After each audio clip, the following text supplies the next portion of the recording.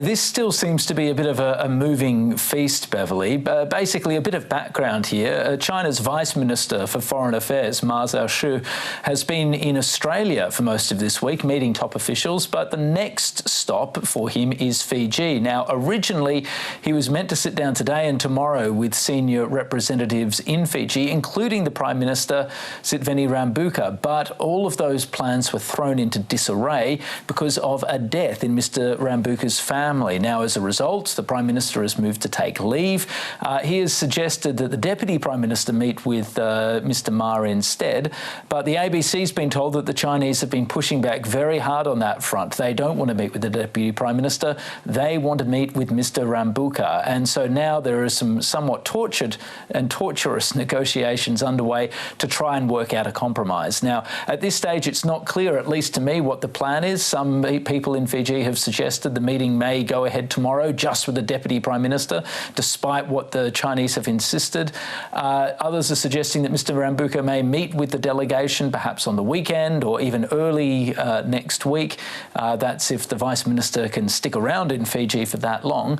But this is a bit of a curveball, and it really has created quite a bit of diplomatic controversy and a sense of disarray in Fiji, purely because of circumstance. Stephen, why are the Chinese so insistent that they meet with Mr. Rabuka, considering the circumstances, instead of the Deputy Prime Minister?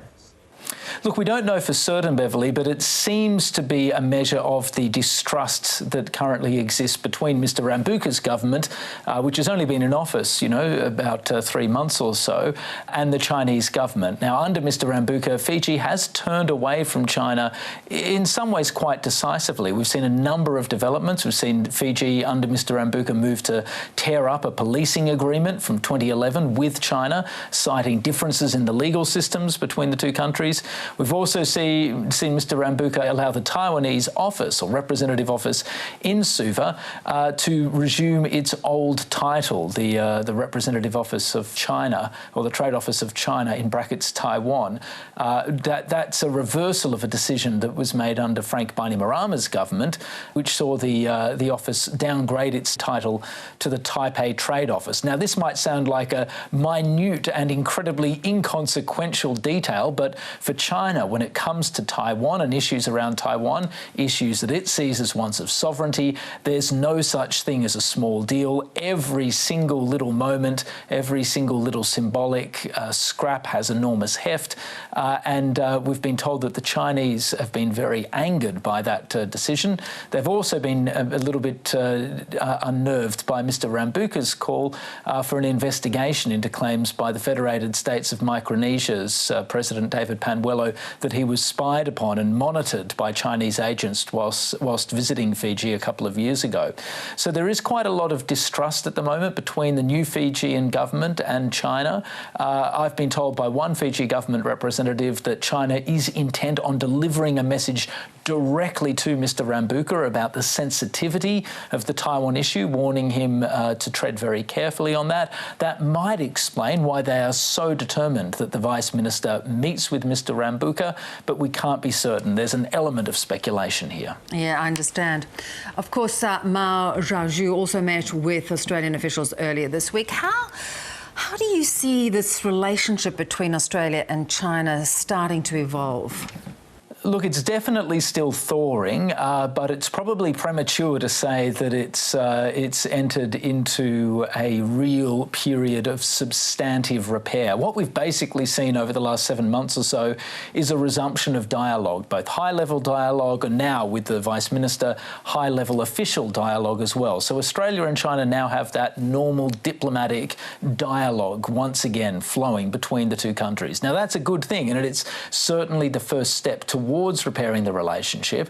And unsurprisingly, both sides have really identified trade as perhaps the best way forward. Now, again, there's a lot of history here. You have to remember that back in 2020, at the nadir of the relationship, Australia and China were not only trading strong words, China also imposed trade imposts on Australian goods worth billions of dollars in retaliation for Australia's call for an inquiry into the origins of of the COVID-19 virus in China. Now, some of those disputes have since then been winding their way through the multilateral bodies, including the WTO. We've now got essentially a temporary truce on Bali, with the Australian government's essentially giving 3 months of breathing space for China to actually unwind those sanctions rather than cop a negative finding at the World Trade Organization. So both sides seem to be sketching a way forward on unwinding those trade restrictions and normalising trade in the hope that that's a first and consequential step towards stabilising and eventually improving the relationship. But the reality, of course, Beverly, is that there are still a lot of hard disagreements and clashes of interest between Australia and China, whether it's on AUKUS, on critical minerals, on Australians who are imprisoned in China. There are still a long list of disagreements between the two countries.